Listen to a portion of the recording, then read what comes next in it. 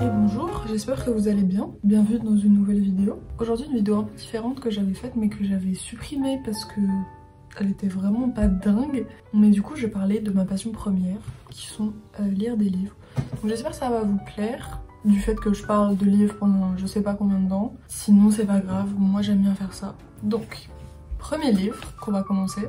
Je le fais dans l'ordre de la pile que j'ai faite pour la miniature. D'ailleurs, j'étais très gênée de prendre cette photo. Quel enfer les miniatures. Surtout que personne va cliquer sur cette vidéo parce que c'est pas intéressant. Donc, premier livre, on a. Je le dis en anglais ou en français? Je le dis en français, mais je connais pas le titre français. Tout mon accent anglais est vraiment nul. Donc, c'est Les 7 maris de Evelyn Hugo. Donc, ce livre. Je pense que tout le monde sait de quoi parle ce livre parce que je l'ai lu vraiment, je pense, 50 ans après tout le monde. Mais j'étais pas. Je sais pas, il me tentait pas trop. Pourtant, j'aime beaucoup. Enfin, l'autrice, c'est vraiment. J'aime bien ce qu'elle fait. J'avais lu Daisy Jones and the Six et j'en ai un autre d'elle dans ma pile. Donc, ce bouquin, il parle en fait d'une journaliste qui vient de divorcer et on lui a demandé d'aller interviewer une grande actrice qui date genre des années 60. Du coup, maintenant, elle est assez vieille. Je sais plus quel âge. Je sais plus. Mais elle est vieille du coup. Et elle fait pas du tout d'interview, machin bidule. Et du coup, elle est demandée d'interviewer et en fait, cette actrice, elle va lui demander d'écrire la biographie de sa vie, de sa vraie vie, parce qu'en fait, pas grand monde sait grand chose de sa vie. Donc ce livre, je l'ai bien aimé, enfin il se lit super vite, je trouve que justement, un point positif de cette autrice, c'est que elle utilise des mots qui sont simples, etc. Je trouve que ça se lit vraiment bien, je trouve que son histoire, vraiment, tout de suite est dedans, c'est hyper prenant. Je trouve que c'est vraiment un bon point pour elle, parce que c'est pas donné à tout le monde. C'est pas genre de la grande littérature, machin bidule, mais ça on s'en fout, genre vraiment, c'est très bien. Je me souviens de ok, ça j'en peux plus. Ok, c'est des stickers qu'on peut pas gratter. Et je veux pas un putain de sticker sur ma couverture de livre. Ça me saoule. Petit aparté, pas très intéressant.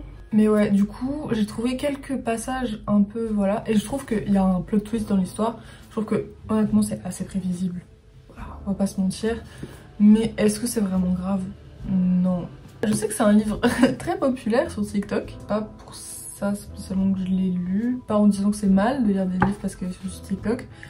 Mais j'avoue que je suis pas, je pense, la cible première des livres qui sont donnés sur TikTok parce que c'est beaucoup de fantaisie. Pas que j'aime pas la fantaisie, mais de fantaisie de début de lecture, et c'est normal parce qu'il y a plein de gens qui se mettent à lire, donc c'est trop bien. Mais du coup, logiquement, quand tu commences à lire, tu commences à lire des trucs qui sont simples, accessibles, machin bidule. Et ça, c'est des trucs que je lisais avant, genre beaucoup de livres j'ai déjà lu, et même avant, j'avais pas trouvé ça non plus dingo. Donc voilà, et surtout, je trouve ça super bizarre. Sur TikTok, il y a énormément de gens qui cherchent des livres avec des scènes de sexe. Je sais pas si je peux dire ça sur TikTok, des scènes de cul. Non, c'est peut-être moins bien. Mais je trouve ça super bizarre. Les gens ils lisent juste pour lire du cul. Je sais pas. Donc je pense que je mettrais un bon 3,5, 4 sur 5. Voilà, Letterboxd m'a ruiné le cerveau parce que je note tout sur 5. Mais voilà. Non mais franchement c'était sympa. Moi j'ai bien aimé. Ah oui, et du coup, comme les seules personnes qui vont voir cette vidéo sont mes amis, et encore, voilà, si vous voulez me les emprunter, n'hésitez pas. Ma porte est grande ouverte. Ensuite, nous avons Just Kid de Patti Smith. Donc Just Kid de Patti Smith, en fait, c'est l'histoire justement de Patti Smith, qui est une artiste écrivaine, dans sa jeunesse, et particulièrement dans sa jeunesse et sa vie à New York, et où elle rencontre cet homme juste là qui s'appelle Robert Mapplethorpe, qui est également un artiste dont elle va tomber amoureuse, ça va devenir son meilleur ami, machin. Ce livre, incroyable, franchement magique, je vous dis, c'est vraiment comme si on était transporté dans les années 70 à New York. 70, si je dis de la merde, j'ai pas dit de la merde, 60-70, ouf, heureusement. Donc on est vraiment transporté dans les années 70 de New York. Et c'est vraiment mais génial. La lecture pareil, genre hyper prenante. Vraiment un livre magique et incroyable. Il y a tellement de références à des artistes, etc. Moi j'ai beaucoup appris parce que des fois quand ils disaient des artistes que je connaissais pas, j'allais voir sur Google machin, parce que je suis pas la personne la plus cultivée du monde. Et voilà, il y a plein de rockers, d'artistes, de poètes, de machin. Et c'est vraiment tellement intéressant, c'est comme vraiment une petite time capsule des années 70 de New York. Et puis c'est émouvant, c'est beau, c'est sur l'amour. Franchement Patti Smith, elle écrit vraiment bien. Je suis en train de lire un de ses autres livres. Et vraiment, c'est beau, c'est poétique. Donc je vous conseille. Je pense que je mets clairement ce livre un 5. Je suis pas compliquée avec les notes de livres. Les films, oui. Mais les livres, franchement, pas très exigeantes. Donc c'est un bon 5 parce que c'est vraiment génial. Nous avons ensuite... j'ai aucune idée de quoi peut être le titre français. Du coup, c'est Everything I Know About Love de Dolly Alderton. Donc ce livre, en fait, il raconte sa vie de Dolly Alderton. Enfin, pas toute sa vie, justement, jusqu'à maintenant. Je crois qu'elle doit avoir la quarantaine, peut-être, environ. Et ça parle beaucoup, surtout de sa vingtaine. Et en fait, c'est ses expériences de vie, des amours, de ses amitiés, etc. Et vraiment, c'est pas, je dirais pas leçon de vie, mais franchement, c'est tellement inspirant parce que, en fait, tu te dis, je suis pas là. Enfin, bien sûr que personne n'est seul à expérimenter ce genre d'expérience. Je sais pas parler, hein. Mais vraiment, tu lis et qu'est-ce que c'est émouvant. J'ai pleuré hein, devant ce livre. J'ai pleuré. Je vous dis pas pourquoi, mais j'ai pleuré. Et vraiment, en plus, je suis vraiment pas quelqu'un qui lit beaucoup de biographies ou quoi que ce soit, parce que c'est pas vraiment une biographie, mais elle parle de sa vie. Parce que c'est jamais quelque chose qui m'a vraiment passionnée. Mais là, franchement, c'est drôle, c'est triste, magique. Franchement, magique. Si j'ai peut-être un bouquin à vous recommander dans le lot, ce serait lui. Pour les gens qui ont mon âge, la vingtaine, parce que vraiment... Donc, qu'est-ce que je mettrais comme note à ce livre? Vous le savez déjà. 5. Empruntez-moi ce livre. Personne ne va voir cette vidéo. Ensuite, nous avons Malibu Rising de, pareil, la même autrice que les... Voilà, regardez!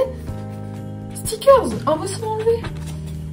C'est infernal. En plus, ce que j'aime bien dans ces bouquins, elle, c'est qu'ils sont tous connectés par un mec, Mick Riva, qui est justement le père, du coup, des enfants dans ce bouquin. Et je trouve ça super fun qu'ils soient tous connectés par un connard. Donc ce bouquin, ça se passe dans les années 80, et c'est l'histoire d'une famille, tous qui sont hyper connus. La grande sœur, par exemple, c'est une super modèle, et tous les ans, ils font une super méga fête.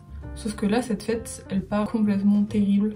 Et du coup, c'est l'histoire de cette fête avec bien sûr des flashbacks, etc. sur la famille. Donc franchement, voilà, en fait, je me répète, je sais pas si cette vidéo va être intéressante, hein, je vais la monter, je vais me dire putain, ah, mais... Ah oui, ma mère m'a dit que je jurais trop dans ma vidéo, que j'étais trop vulgaire. Donc voilà, je retire ce que j'ai dit. Donc, ce livre vraiment, comme c'est marqué là, parfait pour la plage. Est-ce que j'ai lu cet été? Peut-être. Ou vraiment, en fait c'est prenant, je trouve ça vraiment prenant ces bouquins. Parce que c'est simple à lire, c'est fun, les personnages ils sont cool, etc. Donc en fait les chapitres ils sont classés par heure et année, donc c'est assez cool. Et aussi on suit les différents points de vue des frères et sœurs, et de la mère et du père. Du coup c'est plutôt sympa. Donc comme l'autre, je pense que je mettrais un 3,5, 4 parce que franchement c'est sympa, c'est pas de la méga littérature hyper compliquée. Ça parle, je vais couper et reprendre parce que ça parle très fort. Voilà, ça a arrêté de parler dans le couloir, je vais pouvoir continuer avec ce livre qui s'appelle Beautiful World, Where Are You de Sally Rooney, une autrice que j'affectionne particulièrement. Pourtant, ce livre, j'ai du mal à le lire. Pourtant j'adore, parce que ces livres, ils sont hyper contemplatifs et c'est juste de l'histoire de personnages et ça pourtant j'adore. Mais je sais pas pourquoi. Celui-là, j'ai du mal. Je le trouve vraiment long. C'est pas genre parce qu'il y a beaucoup de pages, mais je trouve que c'est compliqué à lire du fait de vraiment se mettre dedans. Je trouve on se met pas assez dedans, alors que pourtant ces deux autres livres, j'adore. Genre Normal People et Conversation with Friends, c'est vraiment des bouquins que j'ai lus et relus qui sont vraiment géniaux. Mais celui-là, j'ai du mal. C'est l'histoire donc de deux meilleures amies qui conversent par mail. Et donc il y en a une qui est amoureuse de son meilleur ami d'enfance et l'autre qui rencontre un mec sur Tinder qui est complètement opposé d'elle. Et du coup voilà, c'est des conversations entre les deux et du coup on voit les relations avec les autres. J'ai du mal, il faut que je le finisse. Alors voilà, j'avoue j'ai pas fini ce livre, mais je voulais quand même le mettre dans la liste parce que c'est des lectures récentes. Qui va voir cette vidéo? Personne. Dites-moi si vous avez lu ce livre, vous en avez pensé, ça m'intéresse. Parce que c'est pas qu'il est pas bien, mais j'ai du mal à le lire, je sais pas pourquoi. Le dernier, The Last of This Video, nous avons Cléopâtre. Regardez-nous cette belle couverture. Toutes les couvertures, je trouve qu'elles sont belles là dans cette vidéo. Cléopâtre et Frankenstein. Donc Cléopâtre et Frankenstein, c'est de Coco Mellors. Et c'est l'histoire d'une fille qui a 20 ans, c'est une artiste. et qui se marie avec un mec qui a 40 ans, c'est un mec d'affaires, parce que elle est anglaise et que ses papiers ils arrivent à expiration, et du coup ils se marient pour qu'elle ait les papiers américains. Et du coup c'est sur ces relations entre ces deux personnes et aussi les relations des gens qui les entourent, parce que genre chaque chapitre suit un... Alors c'est pas à chaque chapitre un personnage différent, mais il y a plusieurs personnages et les points de vue switch entre les différents personnages de chaque chapitre. Donc c'est intéressant. Donc ce livre, je l'ai trouvé vraiment bien parce que c'est comme dans la même vague que Sally Rooney, du fait que c'est surtout sur, ça se concentre sur la relation entre les personnages. En fait, pour moi, ce livre, c'est vraiment tu l'aimes ou tu l'aimes pas, et je comprends si t'as pas aimé. Genre j'avoue que c'est dans la vague du prétentieux, un peu machin bidule. Moi j'aime bien, c'est le type de bouquin que j'aime bien. Donc voilà, les personnages ils sont... C'est pas des bonnes personnes forcément, mais j'ai envie de dire c'est ça qui fait les personnes humaines. Genre les personnages, il y a des scènes drôles et des scènes tristes, mais parce que c'est ça la vie. Oh là là, philosophe hein. Donc voilà, je pense que c'est la fin de cette vidéo. Je sais pas si cette vidéo est bien honnêtement, mais voilà, moi j'aime bien parler de mes bouquins. J'espère que vous avez apprécié et on se retrouve la semaine prochaine, parce que je sais pas si vous avez vu, je suis hyper consistante avec l'heure de sortie de mes vidéos. Voilà, je vais te dire un peu youtubeuse quoi. Donc voilà, des bisous.